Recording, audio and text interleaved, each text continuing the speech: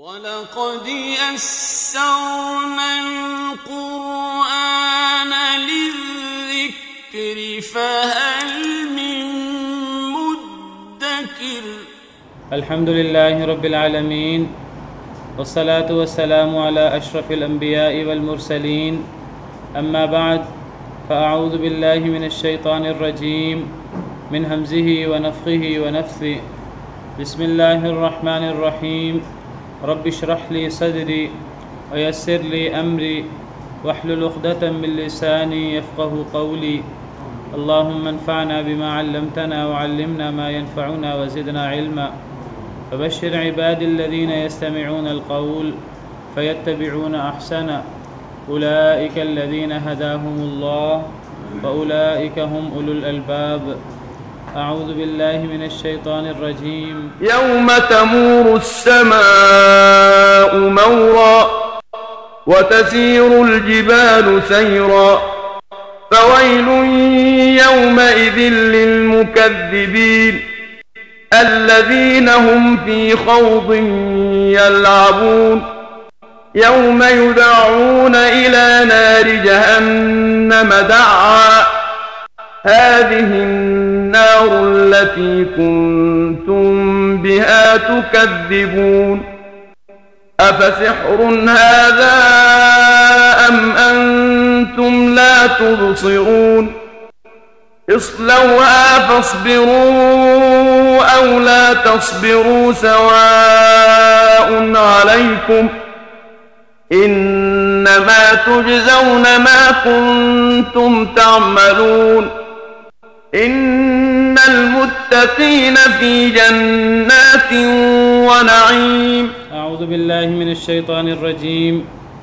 بسم الله الرحمن الرحيم يوم تمور السماء مورا وتسير الجبال سيرا اس دن حرکت کرنے لگے گا آسمان حرکت کرنا اس دن آسمان لرزنے لگے گا اپنی جگہ پر جمع ہوا جس طرح محفوظ چھت کے طور پر ہمیں نظر آتا ہے قیامت کے دن آسمان اس طرح نہیں ہوگا جب قیامت کے دن زمین اور ہر چیز اس میں زلزلہ آ جائے گا اور کھرکھراہٹ پیدا ہو جائے گی تو اسی طرح آسمان میں بھی یہ حرکت پیدا ہوگی آسمان بھی کپکپانے لگے گا لرزنے لگے گا وَتَسِيرُ الْجِبَالُ سَيْرًا اور چل پڑیں گے پہاڑ چلنا تو پچھلی آیات میں ہم نے پڑھا اللہ نے قسمیں کھا کھا کر فرمایا کہ اللہ کا عذاب لازماً واقع ہونے والا ہے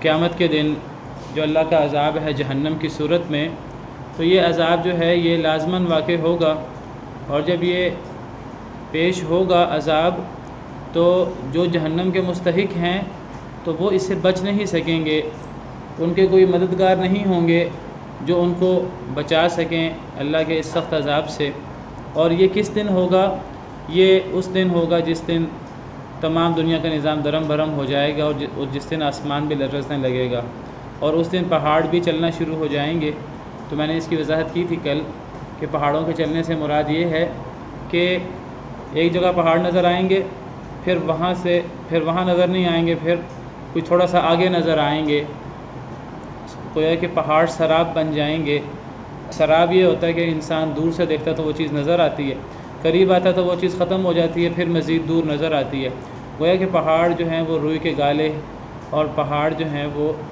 اڑتی ہوئی گرد اس طرح بنیں گے کہ اڑتی ہوئی گرد کی طرح جس طرح صحرا کے اندر ریت کے ٹیلے ہوتے ہیں جب تیز ہوا آندھی چلتی ہے تو ایک ٹیلا ختم ہو کر دوسرا ٹیلا بن جاتا ہے وہ ختم ہو کر تیسرا ٹیلا بن جاتا ہے تو اس طرح کر کے یہ جو مضبوط ترین پہاڑ ہیں جس پر یہ پوری زمین جو ہے یہ قائم دائم ہے جن پہاڑوں کے ذریعے اللہ نے زمین کو مضبوطی سے جمایا ہوا ہے تو وہ پہاڑ جو ہیں وہ جب روئی کے گالے اور اس طرح بن جائیں گے تو پھر پوری دنیا کی کیا کیفیت ہوگی تو فرمایا کہ یہ جو عذاب ہے اللہ کا اور یہ سارا قیامت کے دن ہوگا اور فرمایا کہ یہ جو اللہ کا عذاب ہے اور یہ چیزیں یہ ان کے سب سے بڑے مستحق کون لوگ ہوں گے فویل یومئذ للمکذبین پس ہلاکت ہے آج کے دن قیامت کے دن کے حوالے سے بات ہو رہی ہے ہلاکت ہے آج کے دن للمکذبین جھٹلانے والوں کے لیے. جو لوگ جھٹلاتے ہیں اللہ کو، اللہ کے رسولوں کو، اللہ کے فرشتوں کو، اللہ کی باتوں کو، اللہ کے احکامات کو، اللہ کی وحی کو تقسیم کر دیتے ہیں، فلاں وحی کو ہم مانتے ہیں، فلاں وحی کو نہیں مانتے، اتنا ہم مانتے ہیں، اتنا ہم نہیں مانتے، تو یہ جو جھٹلانے والے ہیں تو یہ ان کے لیے ہلاکت ہے، ان کے لیے یہ عذاب ہے، والعیاذ باللہ۔ کوئی پوری شریعت کا انکار کر دے، پوری شریعت کو جھٹلا دے، یا شریعت کے آدھے حصے کا یا کچھ حصے کا انکار کر دے، اللہ معاف کرے، یہ سب سے بڑا جرم ہے، اور یہ چیز انسان کو سب سے زیادہ جہنم میں لے کے جائیں گی، والعیاذ باللہ۔ بس ہلاکت ہے آج کے دن جھٹلانے والوں کے لیے۔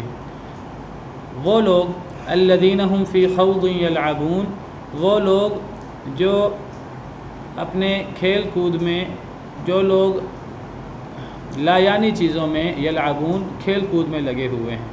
یہ دوسری بڑی وجہ ہے جہنم میں جانے کی، کہ ایک تو جو لوگ اللہ کو، اللہ کے احکامات کو، اللہ کی بتائی ہوئی چیزوں کو جھٹلاتے ہیں، ایک وہ لوگ جہنم کے سب سے بڑے مستحق ہیں، اور دوسرے وہ لوگ جن کی توجہ ہی نہیں ہے، وہ نہ کائنات میں غور کرتے ہیں، نہ اپنے آپ پر غور کرتے ہیں۔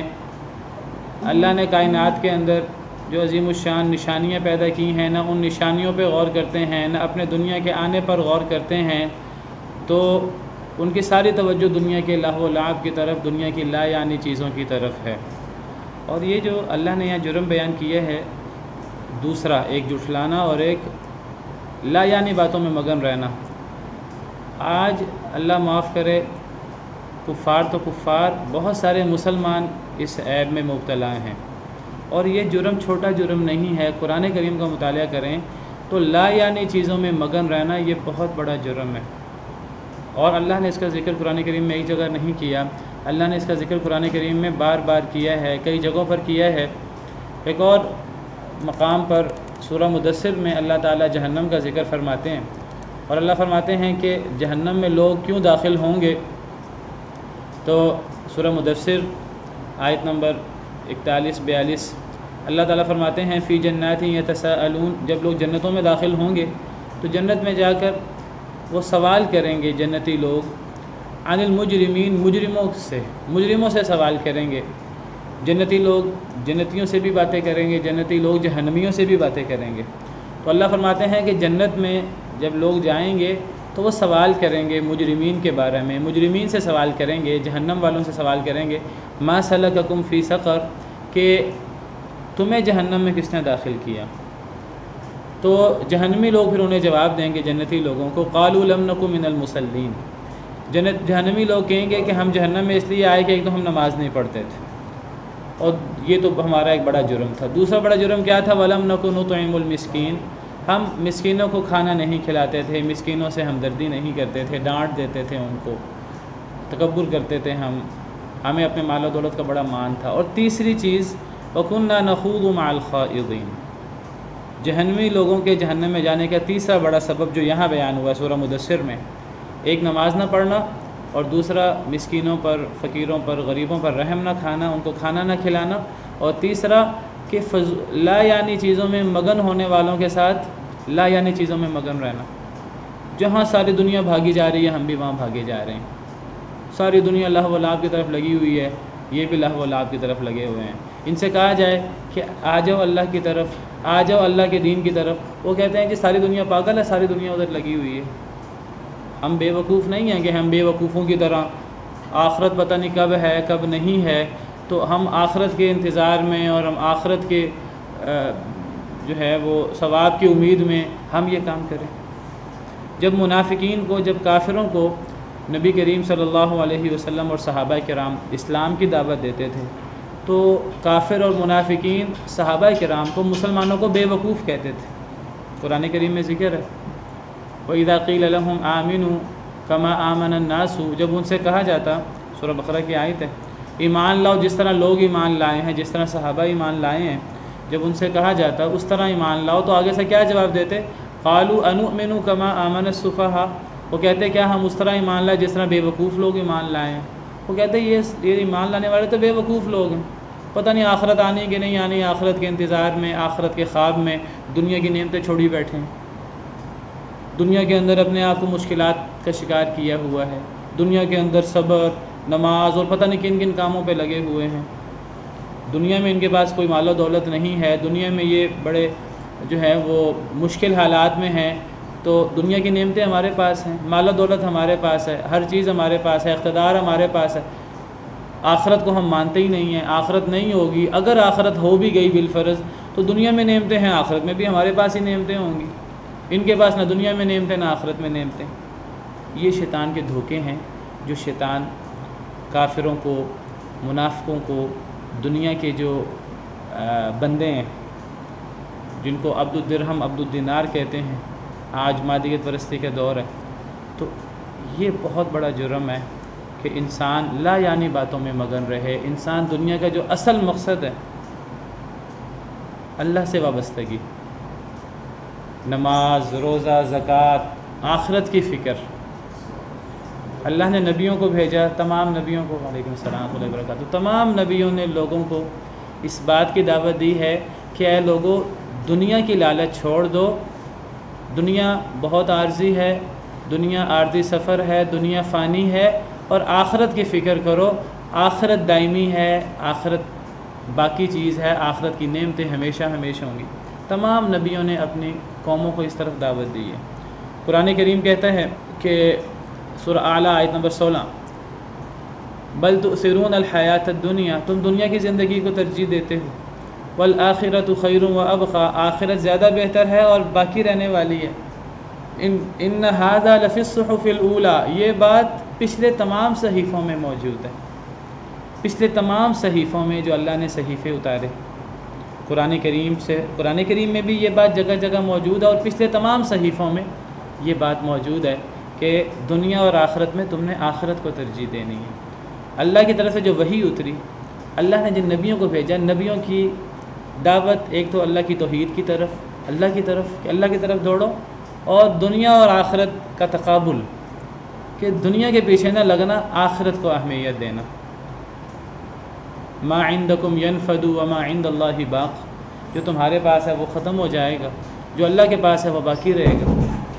اصل زندگی آخرت کی زندگی ہے، اصل کامیابی آخرت کی کامیابی ہے۔ قرآن کریم ان چیزوں سے بھرا پڑا، اور پچھلی کتابیں بھی انہی تعلیمات سے بھری پڑی ہیں۔ نبی کریم صلی اللہ علیہ وسلم نے صحابہ کرام کو یہی تربیت دی، ایسی تربیت دی، ان کے سامنے آخرت کو اس طرح یقینی بنا کر پیش کیا کہ صحابہ کرام نے پھر آخرت کو ترجیح دی۔ آپ دیکھیں آج کوئی بندہ اس طرح کی مثالیں دے سکتا ہے، پیش کر سکتا ہے؟ ایک صحابی کھجوریں کھا رہے ہیں، نبی صلی اللہ علیہ وسلم کا اعلان ہے کہ جہاد ہے، آؤ جہاد کی طرف آؤ اور اپنی جانیں قربان کرو، اپنی جانوں کی پرواہ نہ کرو، تمہیں جنت ملے گی۔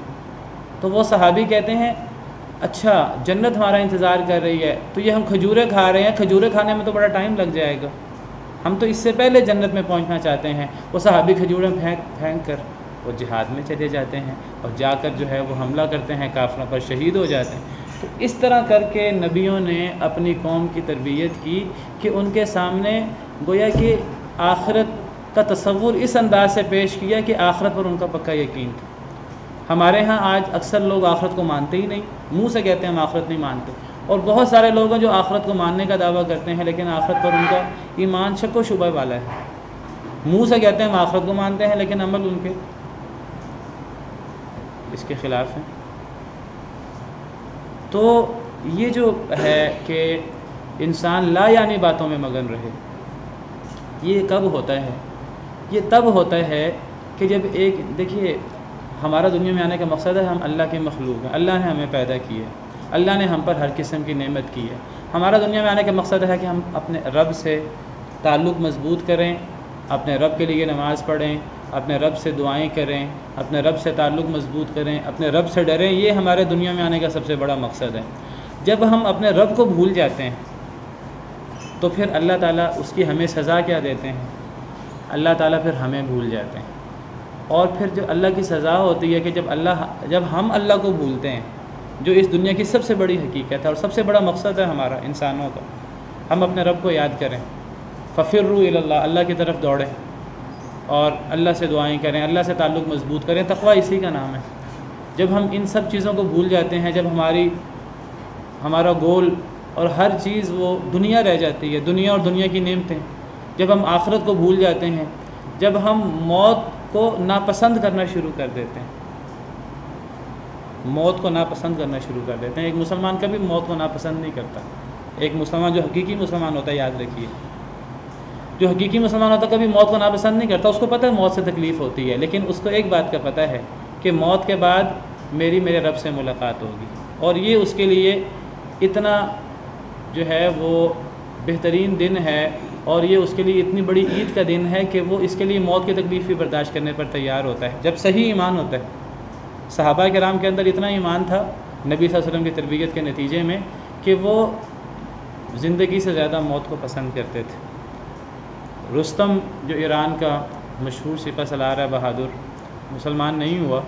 مسلمانوں سے جب مسلمانوں کی یورپ سے، روم سے اور پھر ایران سے جنگیں ہوئیں اور اللہ نے مسلمانوں کو فتح دی صحابہ کرام کی، تو ایک دفعہ مسلمانوں کے جو نمائندہ تھے اور سفیر تھے وہ رستم کے پاس آئے، تو رستم ان سے ایک سوال کرتا ہے، کہتا ہے کہ مجھے بڑی حیرت ہے تم لوگوں پر۔ مسلمانوں کے سفیر سے مخاطب ہو کر کہتا ہے، وہ کہتا ہے کہ تم ایسے لوگ ہو، عرب لوگ، ہم تو روم والے، فارس والے، ہم تو دنیا دار ہیں اور ہم دنیا کے بڑے پیچھے لگتے ہیں، دنیا کی بڑی پرواہ کرتے ہیں، بڑے بڑے مکان بناتے ہیں، بڑے بڑے محلات بناتے ہیں، ہم نے دنیا کو جنت بنا رکھا ہے۔ تم عرب لوگ جاہلیت کے اندر بھی تم بہت زیادہ ایک جگہ ٹک کر نہیں بیٹھتے تھے، جہاں تمہیں پانی نظر آیا، جہاں تمہیں نخلستان نظر آیا وہاں تم چلے گئے، تم خانہ بدوش قسم کے لوگ ہو، عرب لوگ صحرائی لوگ ہو، تو تم گھر بنا کے بھی نہیں بیٹھتے۔ اب تمہارے ذہن میں کیا سمائی ہے کہ پہلے تم اپنے گھر بھی نہیں بناتے تھے اور جہاں پانی ملتا وہاں چلے جاتے، تم اپنے گھر بھی نہیں بناتے تھے، اب تم اپنے علاقوں میں بھی تم رہتے ہو اور اپنی جگہ پر بھی تم اپنی جگہیں آباد کرتے ہو، اور اپنی جگہوں کو چھوڑ کر تم دوسروں کی جگہوں پر حملے کر رہے ہو۔ رستم نے اپنے انداز سے سوال کیا کہ اس کی کیا وجہ ہے؟ تمہارے اندر کیا ایسی چیز سمائی ہے کہ پہلے تو تم اپنے گھر کی بھی پرواہ نہیں کرتے تھے، اب اپنے گھر کو چھوڑ کر دوسروں کے گھروں پر حملہ کر رہے ہو، ایسا کیوں ہے؟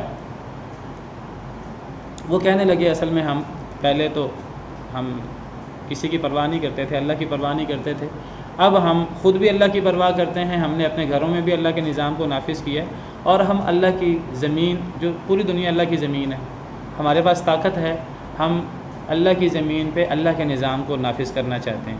ہم نے اپنے گھروں میں بھی اللہ کے نظام کو نافذ کیا ہے، اور دنیا میں جن جگہوں پر اللہ کا نظام نافذ نہیں ہے، ہم وہاں بھی اللہ کا نظام نافذ کرنا چاہتے ہیں۔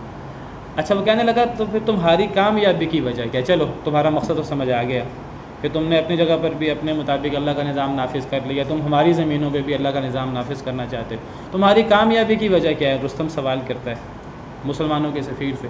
وہ ایک ہی جواب دیتے ہیں، کہتے ہیں جتنا تمہارے فوجی زندگی سے محبت کرتے ہیں، اتنے ہمارے مسلمان فوجی موت سے محبت کرتے ہیں۔ تم زندگی سے محبت کم کرتے ہو، ہم موت سے اور شہادت سے محبت زیادہ کرتے ہیں، یہ ہماری کامیابی کی وجہ ہے۔ تو یہ ہے اصل ایمان کہ جب انسان کو آخرت یاد ہوتی ہے اور انسان آخرت کے لیے تیاری رکھتا ہے، اللہ سے ملاقات کی تیاری رکھتا ہے، پھر انسان جو ہے وہ اللہ سے ملاقات کرنا چاہتا ہے۔ حدیث مبارکہ میں آتا ہے، صحیح حدیث ہے، من احب لقاء اللہ احب اللہ لقاءہ، جو اللہ سے ملاقات پسند کرتا ہے اللہ اس سے ملاقات پسند کرتے ہیں۔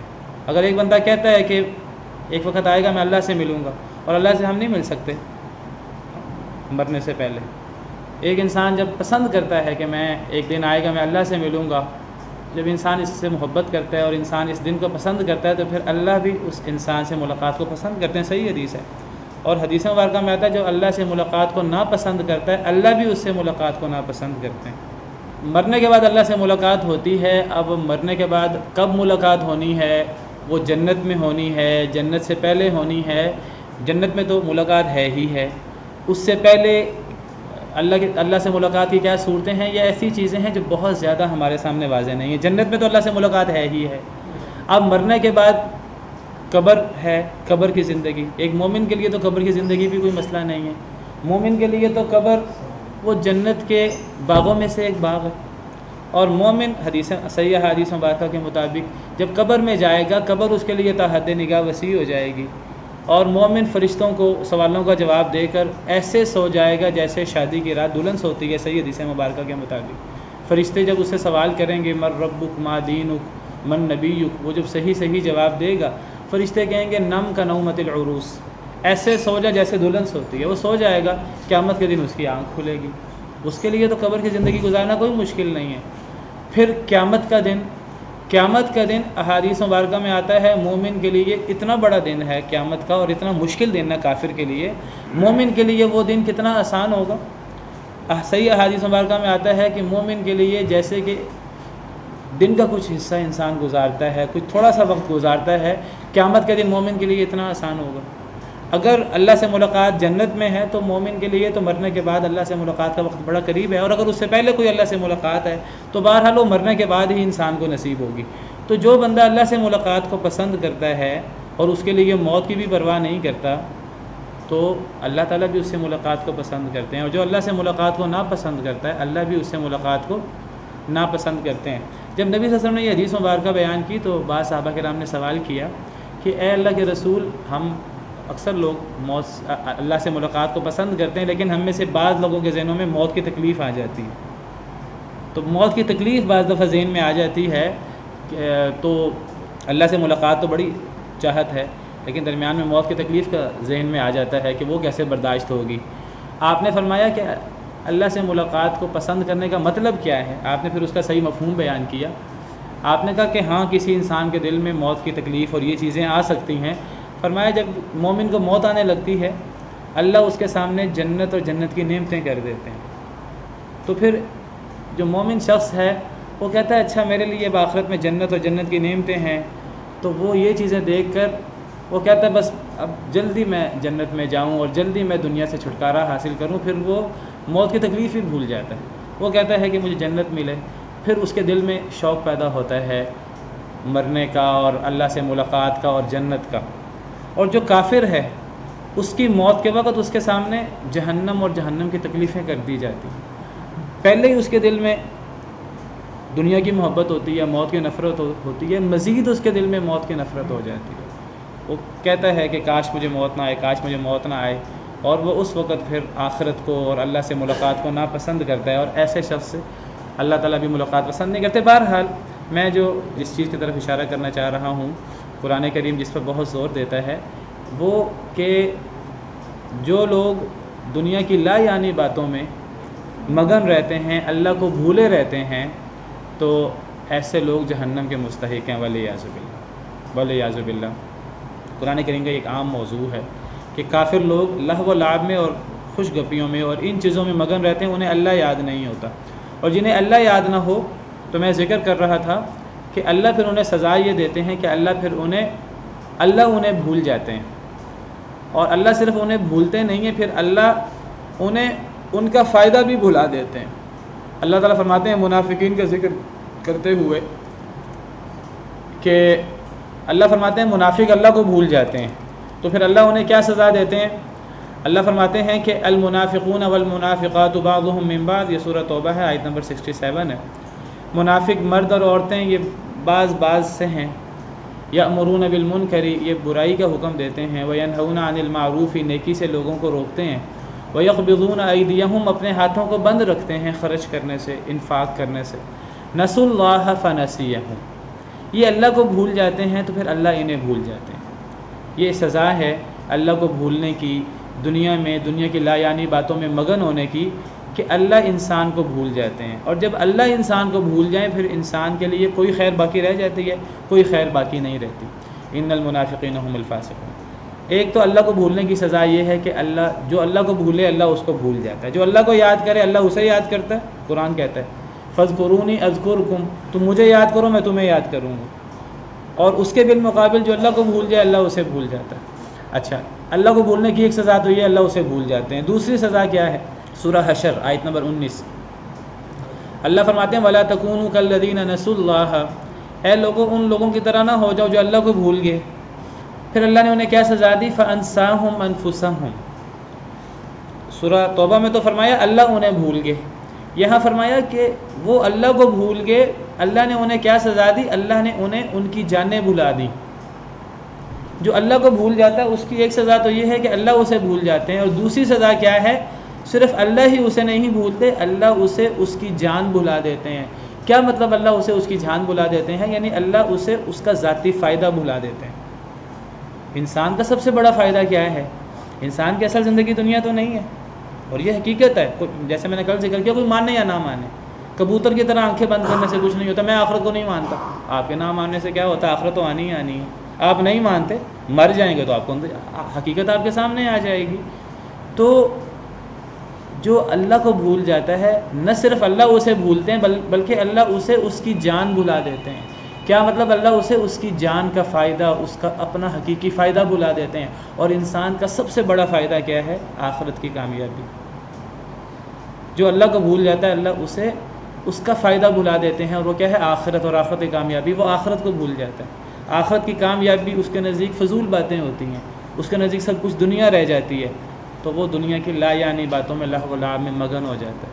یہ سزا ہے اصل میں اللہ کو بھولنے کی، اور جہنم میں جانے کی بڑی وجوہات میں سے ایک وجہ لا یعنی باتوں میں مگن ہونا۔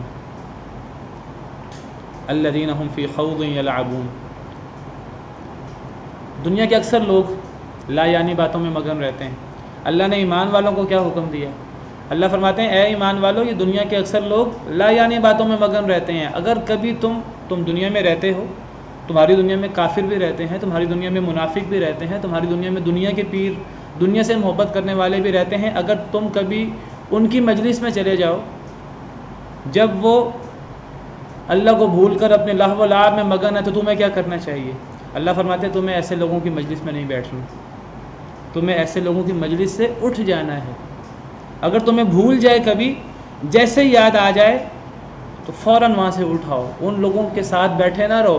اگر تم ان کے ساتھ بیٹھے رہو گے تم بھی انہیں جیسے ہو جاؤ گے۔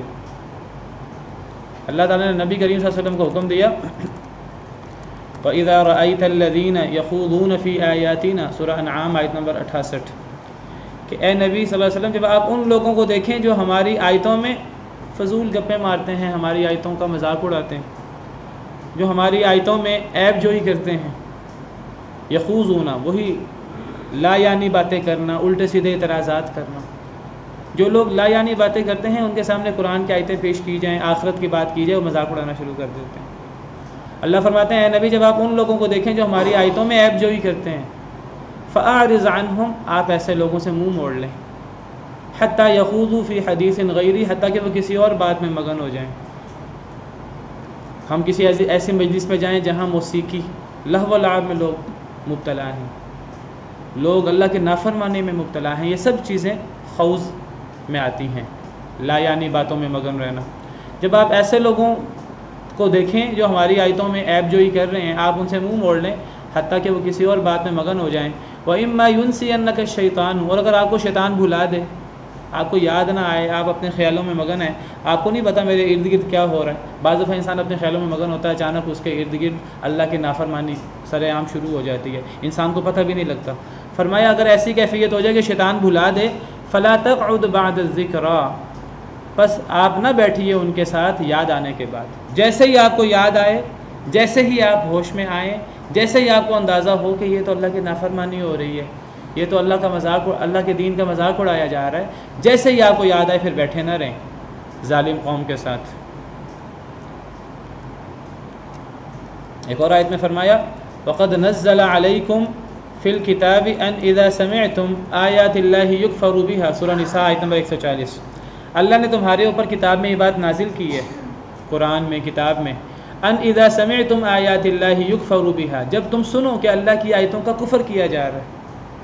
یہ ہے اللہ کی آیتوں کا مذاق اڑانا، اللہ کی آیتوں میں عیب جوئی کرنا۔ اگر تم کسی ایسی مجلس میں چلے جاؤ جہاں اللہ کی آیتوں کا کفر کیا جا رہا ہے، وَيُسْتَهْزَأُ بِهَا، اللہ کی آیتوں کا مذاق اڑایا جا رہا ہے۔ اللہ کی آیتوں کے کفر اور مذاق سے مراد ایک تو اللہ کی آیتوں کا انکار کرنا، اللہ کی آیتوں کا مذاق اڑانا، اور اس سے مراد یہ بھی ہے کہ علی الاعلان برائیاں، موسیقی، لہو و لعب کی مجلس، گانا بجانا، نماز ہو رہی ہے لوگ اپنے کھیل کود میں لگے ہیں، یہ سب کے سب ایسی مجلسیں ہیں گویا کہ وہاں لوگ لہو و لعب میں مگن ہیں اور لوگ اللہ کی آیتوں کا کفر اور مذاق اڑا رہے ہیں۔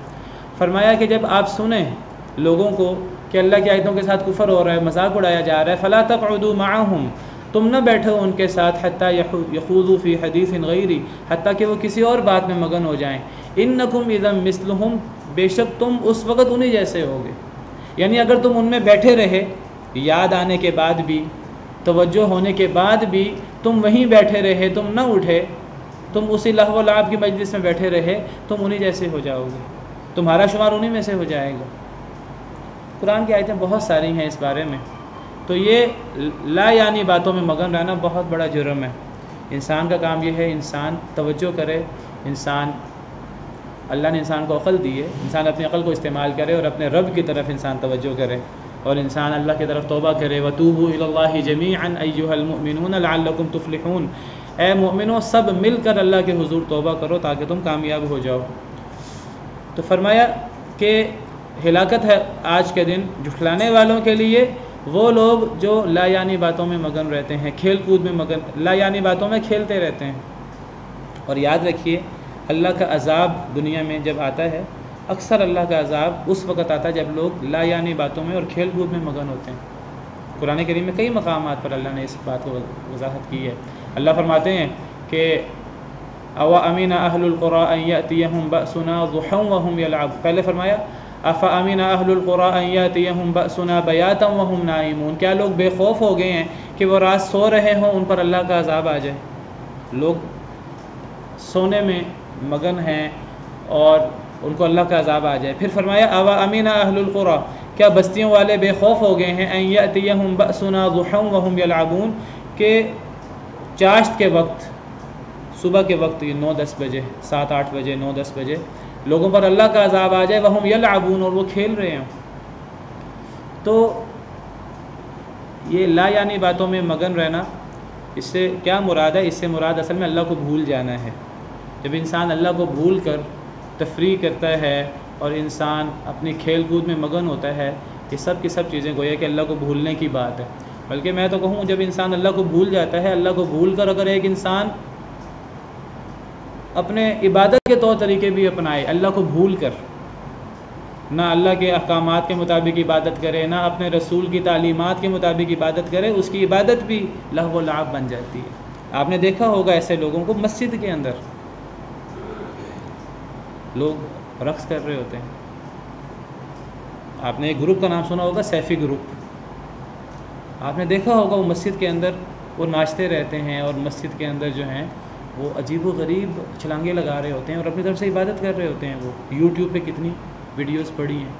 یہ مسلمانوں کی بات ہے. اور غیر مسلموں میں اللہ نے فرمایا کہ یہ جو مشرکین مکہ تھے ان کی عبادت کیا تھی؟ بیت اللہ کے قریب. وَمَا كَانَ صَلَاتُهُمْ عِنْدَ الْبَيْتِ إِلَّا مُكَاءً وَتَصْدِيًا، کہ مشرکین کی عبادت بیت اللہ کے نزدیک کیا تھی؟ تالیاں اور سیٹیاں.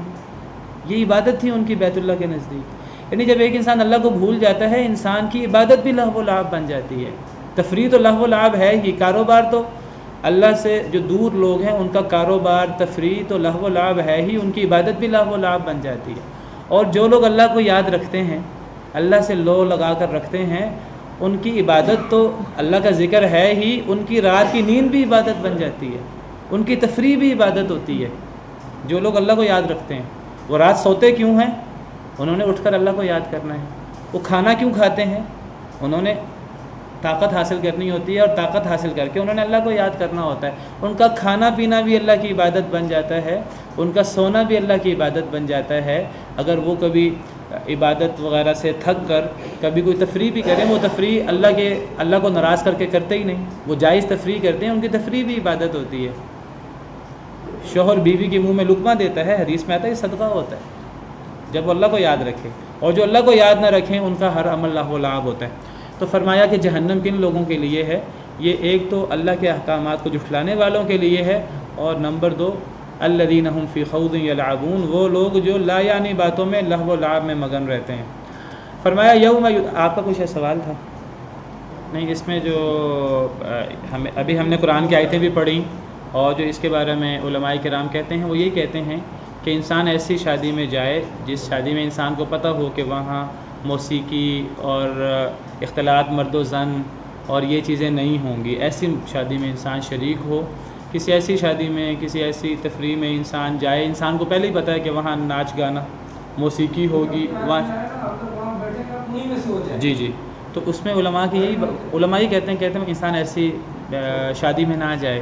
اور اگر انسان کو پتہ ہے کہ انسان کو اندازہ نہیں ہے، وہ سمجھتا ہے کہ میں جس شادی میں جا رہا ہوں، جس تقریب میں جا رہا ہوں، وہاں گانا بجانا، موسیقی اور علل اعلان اللہ کی نافرمانی نہیں ہوگی، انسان چلا جاتا ہے. وہاں جا کر انسان کو اندازہ ہوتا ہے اوہو یہ تو میری توقع کے خلاف ہے، انسان کو وہاں سے اٹھانا چاہیے. یا تو انسان وہاں بیٹھے اور وہاں بیٹھ کر انسان کو نصیحت کی بات کرے، کوئی دعوت کی بات کرے، سمجھانے کے لیے بیٹھے تو ایک الگ بات ہے. ورنہ اگر انسان وہاں بیٹھا رہے گا کہ جی میں اس وقت اٹھوں گا، لوگ میرا مذاق اڑائیں گے، یا لوگ مجھ سے پوچھیں گے کہ آپ کہاں جا رہے ہیں، شرم کے مارے انسان بیٹھا رہے، تو وہ گویا کہ انسان کا شمار انہی لوگوں میں سے ہو جاتا ہے. اللہ معاف کرے. وہ تو واضح بھی ہو گیا نا، ایسے کہ جیسے ہی آپ کو پتہ لگ جائے جیسے یاد آ جائے. بعض دفعہ انسان جاتا ہے شادی میں، وہاں کچھ بھی نہیں ہوتا، کوئی بھی غلط کام نہیں ہوتا، لیکن انسان اپنے خیالوں میں مگن ہوتا ہے، کسی سے بات چیت میں مگن ہوتا ہے، اور انسان کو 15 منٹ بعد پتہ لگتا ہے وہ یہاں تو گانا بجانا شروع ہو گیا، یہاں تو غلط باتیں شروع ہو گئی ہیں. جیسے ہی انسان کو پتہ لگے، توجہ ہو، ویسے ہی انسان وہاں سے اٹھائے. اگر کوئی انسان کسی نیک میں چلا جائے بغیر نیت کے اس کو ثواب باقی لوگ بالکل ایسے ہی بالکل. اور اسی طرح جب انسان کسی ایسی مجلس میں جائیں جہاں لہو و لعب ہے، اور انسان پھر انہی مجلس والوں میں سے ہو جاتا ہے. اگر انسان کو پتہ ہو کہ یہ سب ہو رہا ہے تو اللہ معاف کرے، تو اس لہو و لعب سے ہمیں خود بھی بچنا ہے، اپنے آپ کو بچانا ہے، لوگوں کو بھی بچانے کے لیے دعوت دینی چاہیے. دیکھیے ہمیں کیا کرنا ہے، ہم کیا کرتے ہیں، ہم جب ایسی جگہوں سے اٹھ کے آ جاتے ہیں نا، پھر ہم ان سے قطع تعلقی بھی کر لیتے ہیں. ہم ایسے موقع پر اٹھ کے آ جائیں یا ان کو اپنی ناراضگی شو کریں، ان کو بتائیں کہ یہ چیز اللہ کو ناراض کرتی ہے، اور ہم اپنی وجہ سے اٹھ کے نہیں آ رہے ہیں، ہم تو اللہ کے حکم کی وجہ سے اٹھ کر آ رہے ہیں. انسان بعد میں ان سے رابطہ رکھے، اور رابطہ رکھ کر انسانوں کو دعوت دینے کی کوشش کرے حکمت کے ساتھ.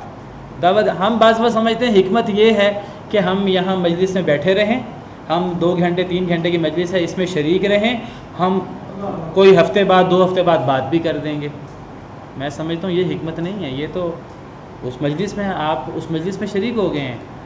انسان کوشش کرے کہ انسان مجلس سے اٹھ آئے، اور بعد میں انسان دوبارہ ان کے پاس جائے. انسان قطع تعلقی نہ کرے، انسان دوبارہ جائے ان کے پاس تحفہ تحائف لے کر کہ آپ کی شادی ہوئی ہے، میں آپ کی شادی میں شریک نہیں ہو سکا کسی بعض وجوہات کی وجہ سے، تو آپ سے ہمارا تعلق ہے، مجھے آپ شادی کی بڑی خوشی ہے، تو میں تحفہ لایا ہوں. اور ساتھ انسان بات بھی کرتے ہیں اپنی کہ دیکھیں یہ چیزیں لہو و لعب ہیں، اور ہمیں دنیا میں لہو و لعب. یہ حکمت جتنی ہم اختیار کریں گے اتنا فائدہ ہوگا. ہم بعض دفعہ کیا کرتے ہیں، ہم بعض دفعہ نیکی کے نام پہ قطع تعلقی کر لیتے ہیں ایسے لوگوں سے.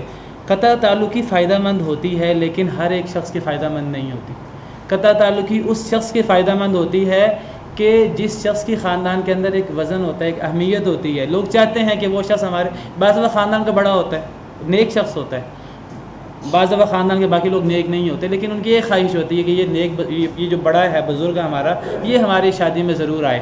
ایسے موقع پر اپنے بڑا ہونے کا فائدہ اٹھانا چاہیے. وہاں تو آپ قطع تعلقی کریں تو فائدہ ہوگا.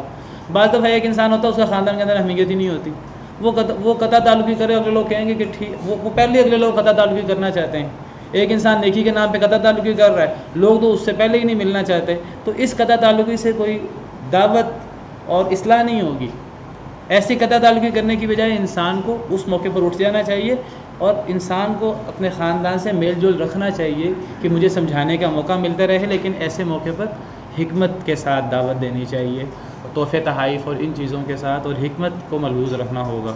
بہرحال یہ چیزیں آسان نہیں ہیں، بہت مشکل ہیں آج کے دور میں. تو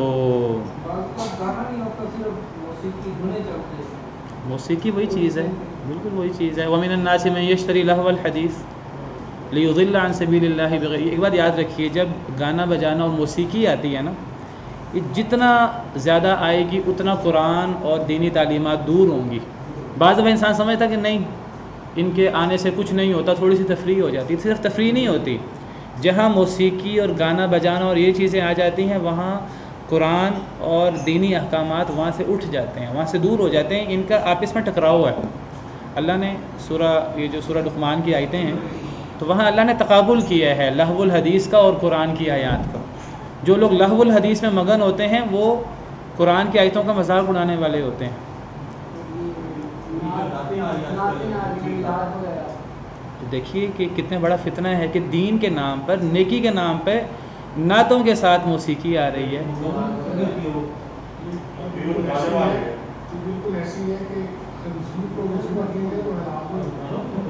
بالکل ایسے ہی ہے، نعتوں کے ساتھ، قوالیوں کے ساتھ موسیقی آ رہی ہے۔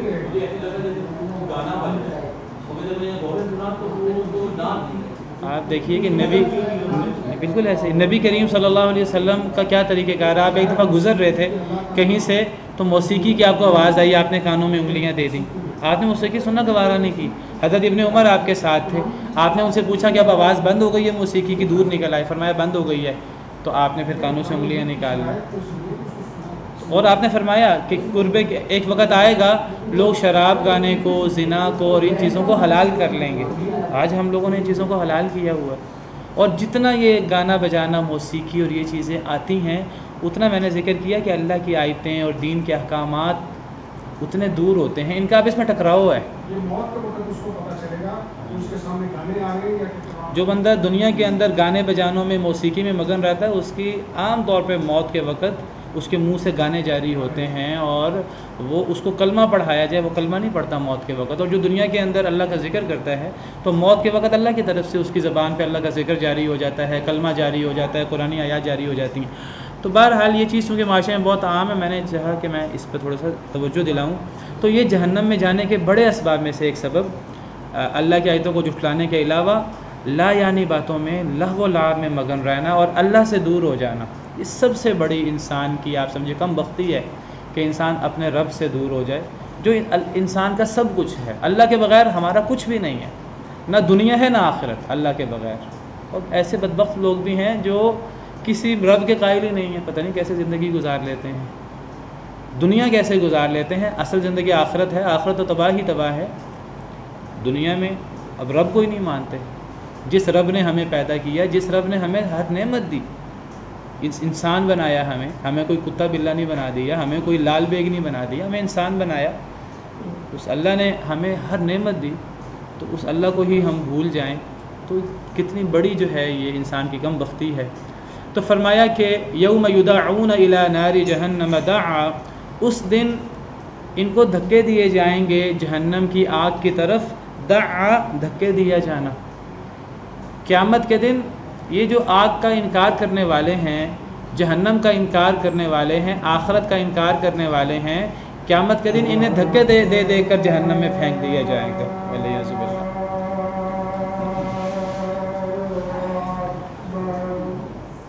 آپ یہ دیکھیے کہ صحابہ کرام کے ساتھ یہ ہوا، پھر صحابہ کرام کی تربیت ہوئی۔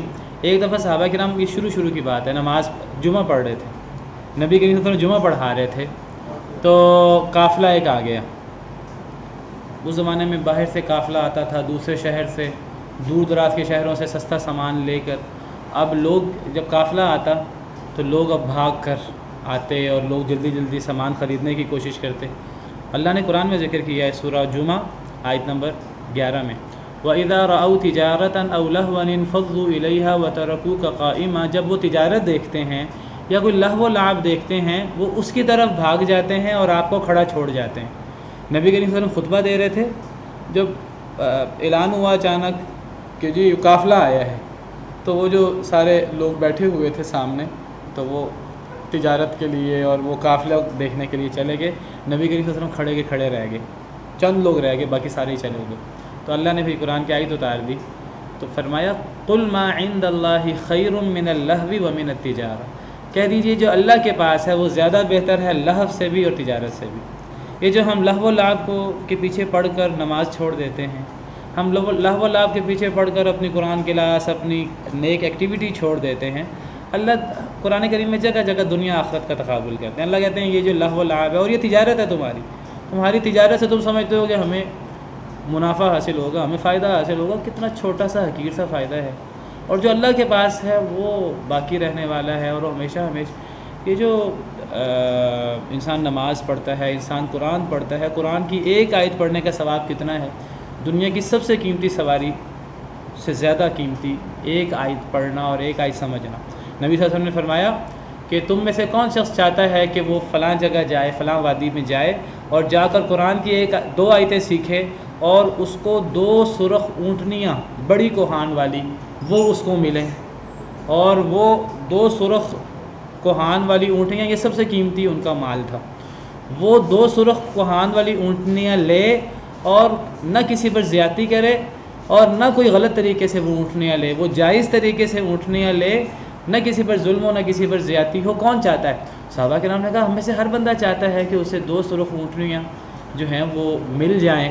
فرمایا کہ جو بندہ جا کر مسجد میں 2 آیتیں سیکھتا ہے اس کو یہ اس کے لیے 2 سرخ بڑی کوہان والی اونٹنیوں سے بہتر ہے، اور جو 3 سیکھتا ہے تو 3 اونٹنیوں سے بہتر ہے، جو 4 سیکھتا ہے 4 سے بہتر ہے، اور آپ نے فرمایا جو جتنی آیتیں سیکھے وہ اتنی قیمتی اونٹنیوں سے بہتر ہے۔ اور یہ یاد رکھیے جو اونٹنیوں کی مثال ہے کہ میں ذکر کر رہا ہوں اس دور کا سب سے قیمتی سواری تھی۔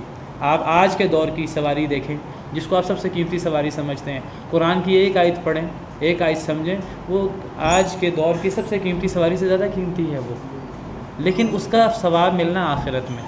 اسی کو اصل میں دنیا دار لوگ بے وقوفی کہتے ہیں فائدہ لینا ہے فوری فائدہ لو، یہ کیا فائدہ ہے جو آخرت میں ملنا ہے؟ تو آخرت کے فائدے کا متلاشی وہ ہوتا ہے جو آخرت پر یقین رکھتا ہے، جس کے سامنے یہ اللہ کے وعدے اس طرح ہیں کہ لازماً پورے ہوں گے۔ جو لوگ شک و شبہ کرتے ہیں اللہ معاف کرے تو وہ پھر ان چیزوں کے پیچھے نہیں پڑتے۔ تو اللہ فرماتے ہیں قل ما عند اللہ خیر من اللہو ومن التجارہ، جو اللہ کے پاس ہے وہ زیادہ بہتر ہے اللہ سے بھی اور تجارت سے بھی، واللہ خیر الرازقین، اللہ بہتر رزق دینے والا ہے۔ تمہارے کاروبار کا نقصان ہو جائے، کاروبار کا نقصان کر لو، اللہ کی عبادت اور اللہ کے نیکی کے کام میں کمی نہ کرو، تمہارے کاروبار کا نقصان نہیں ہوگا، وقتی نقصان ہوگا، اللہ کے پاس بہت بہتر چیز ہے۔ فرمایا یوم یدعون الی نار جہنم دعا، اس دن انہیں دھکے دیے جائیں گے جہنم کے آگ کی طرف، دھکے دیا جانا، دھکیل کر گھسیٹ کر انہیں جہنم کی آگ میں پھینکا جائے گا، اور کیا کہا جائے گا؟ ھذہ النار التی کنتم بھا تکذبون، یہ وہ آگ ہے جس کو تم جھٹلایا کرتے تھے۔ دعا، یہ یدعون اور دعا دھکے دیا جانا، دھکیلا جانا، یہ آپ دیکھیں آگے، یہ جس دن ان کو آتش جہنم کی طرف دھکیل کر لے جایا جائے گا۔ یوم یدعون، جس دن ان لوگوں کو دھکے دیے جائیں گے، الی نار جہنم، جہنم کی آگ کی طرف، دعا دھکے دیا جانا، یہ اسی سے مصدر ہے تاکید کے لیے، 2 دفعہ فرمایا کہ ان کو جہنم کی طرف دھکے دے کر لے جایا جائے گا۔ یہاں تو دھکے دینے کا ذکر ہے، دوسری آیت میں ذکر ہے کہ منہ کے بل گھسیٹ کر جہنم میں ڈالا جائے گا، گھسیٹ کر، کیونکہ اب کون جہنم کی طرف جائے، کون آگ کی طرف جائے، تو گھسیٹ کر۔ اور کہا جائے گا ھذہ النار التی کنتم بھا تکذبون، یہ وہ آگ ہے کہ تم جس کو جھٹلایا کرتے تھے۔ دنیا کے اندر کافر لوگ کہتے ہیں کون سی آخرت، کون سی جہنم، ہم نہیں مانتے۔ اللہ فرماتے ہیں نہ مانو، جب تم جہنم میں پہنچ جاؤ گے، پھر جب تمہیں دھکے دے کر وہاں گھسیٹا جائے گا تب بتایا جائے گا یہ آگ ہے۔ تم دنیا کے اندر انکار کرتے تھے، جتنا انکار کرنا ہے کر لو، وہ جہنم تمہارا انتظار کر رہی ہے، جہنم گھات میں ہے۔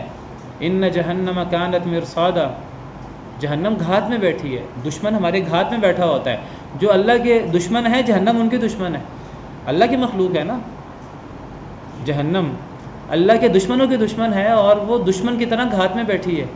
انسان کو جیسے ہی موت آتی ہے بس انسان کے لیے اب کوئی خیر باقی نہیں رہتی، جو اللہ کا دشمن ہوتا ہے کوئی خیر باقی نہیں رہتی اس کے لیے قبر وہ جہنم کا پہلا گھڑا ہے، اور اس کے لیے آخرت وہ ہمیشہ کے لیے وہ تباہی ہی تباہی ہے۔ یہ وہ آگ ہے جس کو تم جھٹلایا کرتے تھے۔ افسحر ھذا، کیا پس جادو ہے یہ؟ ام انتم لا تبصرون، یا تم دیکھ ہی نہیں رہے؟ کیا یہ جادو ہے؟ یعنی جب جہنم کے سامنے وہ ہوں گے اور ان کو جہنم کی طرف گھسیٹ کر لے جایا جا رہا ہوگا تو فرشتے یا اللہ ان سے پوچھیں گے کہ تم دنیا میں ہر چیز کو جادو کہہ دیتے تھے۔ دنیا کے اندر کافروں کو جب معجزے دکھائے جاتے تو کافر آگے سے کہہ دیتے تھے یہ تو جادو ہے۔ حضرت موسیٰ نے عصا پھینکا، آگے سے انہوں نے فرعون نے اس کے ساتھیوں نے کہا یہ تو جادو ہے، حالانکہ جادو نہیں تھا۔ نبی کریم صلی اللہ علیہ وسلم کوئی معجزہ پیش کرتے اللہ کے حکم سے، اللہ نے ایسی ان کی مت مار دی تھی کیونکہ وہ انکار کرتے تھے، تو ایسا معجزہ کہ جو بڑا واضح ہوتا وہ جادو کہہ کر انکار کرتے تھے۔ اللہ فرماتے ہیں جو لوگ انکار کرتے رہتے ہیں ان کے سامنے اللہ دنیا کی ہر نشانی پیش کر دیں، یہ جادو کہہ دیں گے۔ اللہ نے قرآن میں فرمایا اقتربت الساعۃ وانشق القمر، قیامت قریب آ گئی، چاند 2 ٹکڑے ہو گیا۔ نبی صلی اللہ علیہ وسلم کا ایک معجزہ بہت بڑا، آپ نے انگلی سے اشارہ کیا اللہ کے حکم سے چاند دو ٹکڑے ہو گیا، ایک پہاڑ کے ادھر ایک پہاڑ کے ادھر۔ کافر یہ دیکھ کر بھی کئی لوگ ایمان لے آئے، اکثر لوگ پھر بھی ایمان نہ لائے۔ ہماری آنکھوں میں بال آ گیا تھا، دوبارہ دکھاؤ، یہ کرو وہ کرو۔ اللہ فرماتے ہیں وَإِن يَرَوْا آيَةً يُعْرِضُوا وَيَقُولُوا سِحْرٌ مُسْتَمِرٌ، یہ جو نشانی بھی دیکھیں گے منہ موڑ لیں گے، کہہ دیں گے جادو ہے۔ کافر ہر نشانی کو پھر اللہ نے بہت سی نشانیاں، بہت سے معجزے پرانے نبیوں کے ہاتھ پر بھی دکھائے، اور نبی کریم صلی اللہ علیہ وسلم کے ہاتھ پر تو سب سے زیادہ معجزے۔